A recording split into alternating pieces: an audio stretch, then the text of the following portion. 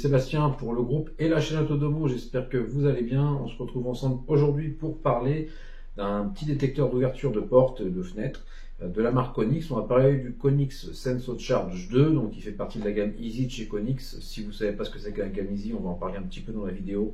Et vous pouvez retrouver dans la liste des playlists de notre chaîne des produits déjà compatibles et dans la gamme Easy.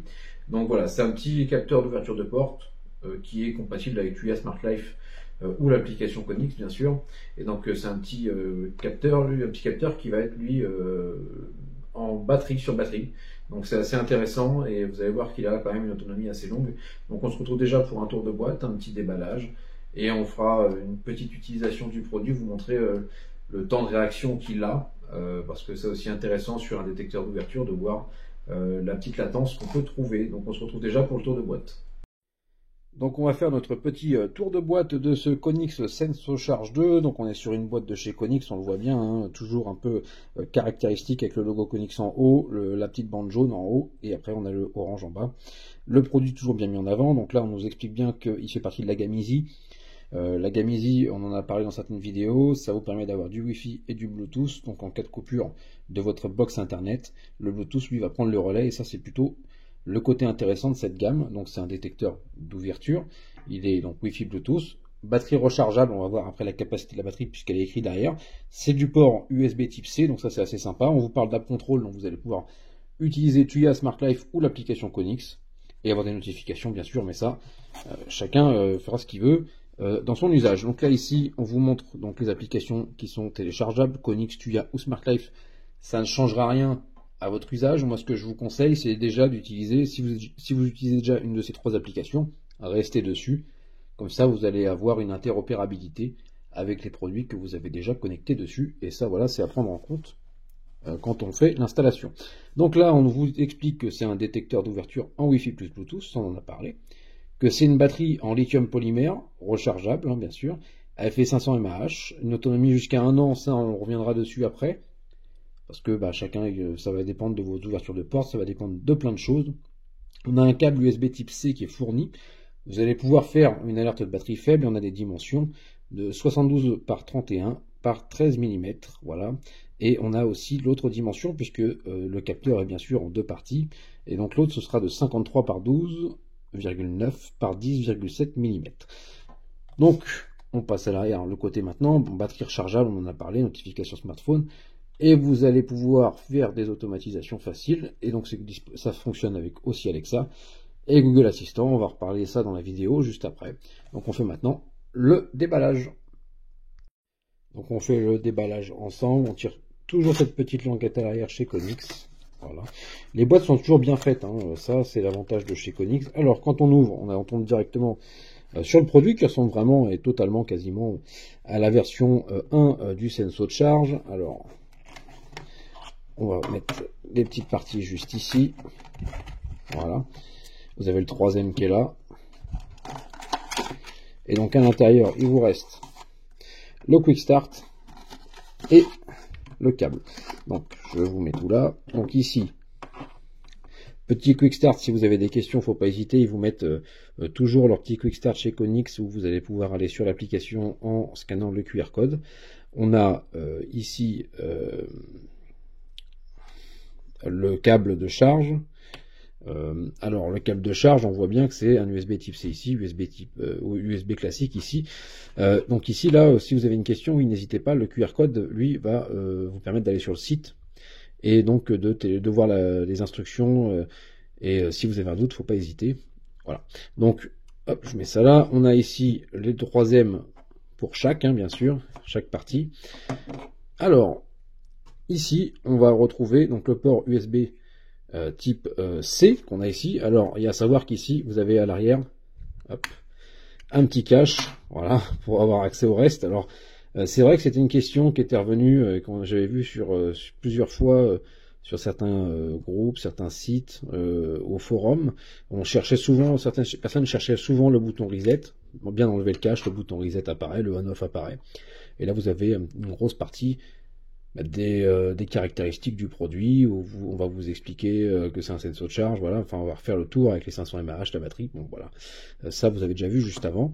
Donc maintenant on va voir comment l'installer sur l'application et on va le faire fonctionner, que vous puissiez voir justement comment ça fonctionne et ce que vous allez pouvoir faire avec. On passe maintenant à l'installation. Donc, comme je vous ai dit, c'est facilité par le côté easy de ce Senso Charge 2. Quand vous rentrez sur Smart Life, Tuya ou l'application Konix, grâce au Bluetooth, l'appareil est directement reconnu. Vous n'avez pas besoin d'aller chercher dans la liste. Ça vous dit que vous avez un appareil à ajouter, donc le Konix Senso Charge 2 ici. Pensez bien à être en Wi-Fi 2,4 GHz, puisque c'est en 5, ça ne fonctionnera pas. Donc, pensez-y bien avant de vous lancer. Donc là, il est en cours d'installation, rien de compliqué, il va s'installer tout seul. Il va me dire que tout est bon, voilà. Qu'il est ajouté avec succès. Si on veut changer le nom, parce que on veut l'appeler capteur de fenêtre, capteur de porte, ou ce que l'on veut par rapport à l'endroit où on va le mettre, et on appuie sur le petit crayon qu'on a à droite, et donc on appuie après sur terminer, et donc on passe maintenant à l'étape suivante. Alors sur ce petit capteur, rien de bien compliqué, vous avez l'état. Vous avez en haut, s'il est ouvert, fermé l'état, donc c'est marqué ouvert, fermé, état. L'historique, les scénarios, les réglages. Donc là, si vous voulez faire des scénarios, il faut aller dans scénario. Les historiques, c'est toutes les ouvertures ou les fermetures de portes que vous allez avoir. L'état, si il est ouvert ou fermé actuellement. Voilà, je vous montre maintenant, je vous ai montré ouvert, fermé. Un historique plus complet, puisque j'ai un petit peu joué avec, bien sûr. Et donc maintenant on passe au réglage. Donc vous allez avoir le niveau de la batterie, les notifications d'ouverture si vous le souhaitez, les notifications de fermeture et les notifications de batterie faible. Ça c'est vous qui allez définir. Alors pour le niveau de batterie en haut, c'est l'état actuel de la batterie bien sûr, que vous allez voir. S'il est haut, ça c'est par rapport à votre charge bien sûr. Mais voilà, moi clairement ça fonctionne très bien. L'application c'est du Tuya, du Konix ou du Smart Life, c'est pareil de toute façon. Et ça a le mérite d'être clair. On voit bien que tout est bien rangé, tout est bien traduit, tout est bien fait. Donc là-dessus, on peut dire que sur cette partie-là, tout va bien. On va rester dans l'application, on va parler des assistants vocaux. Ça fonctionne avec les assistants vocaux qu'on a cités juste avant. Par exemple Alexa, on a vu Google aussi. Il n'y a pas de souci là-dessus, ça fonctionne très bien. Il remonte dans Home, il remonte dans Alexa, les deux sont remontés. Donc ça fonctionne nickel. On va parler aussi de la latence, et au niveau de la latence, j'ai pas vu de forte latence, j'ai beaucoup joué avec, et ça fonctionne là-dessus très bien au niveau de la latence. Il y a certains capteurs qui ont une latence assez importante, celui-ci justement non. Au niveau des réglages, donc en haut vous allez avoir le niveau actuel de la batterie de votre Konix Senso Charge 2. Donc là il est haut puisque je viens de le charger, donc il faut juste savoir que il est donné pour un an, mais tout dépendra bien sûr de l'endroit où vous allez le placer, puisque c'est ça qui va définir le niveau de batterie bien sûr, parce que s'il est utilisé très régulièrement, effectivement il durera moins d'un an. Voilà, c'est toujours de toute façon, c'est normal.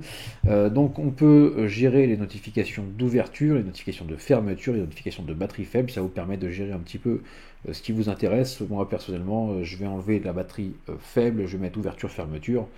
Enfin voilà, chacun après gère comme il souhaite cette partie-là. Alors, on se retrouve pour une conclusion de ce Konix Senso Charge 2, donc de la gamme Easy. Alors, on va d'abord parler du prix. Sur le site Konix, alors vous pouvez aussi le trouver sur Amazon, la Fnac et d'autres revendeurs. Ça c'est aussi un avantage chez Konix, c'est que vous pouvez la trouver partout.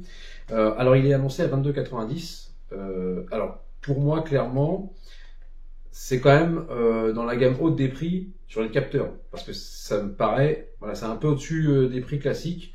Après on est chez Konix, vous avez le service Konix dans le sens où si vous avez une question, ils vous répondent, ils sont en France, donc il n'y a pas de souci là-dessus. Mais il est dans une gamme haute de prix, donc ça c'est à prendre en compte quand vous l'achetez.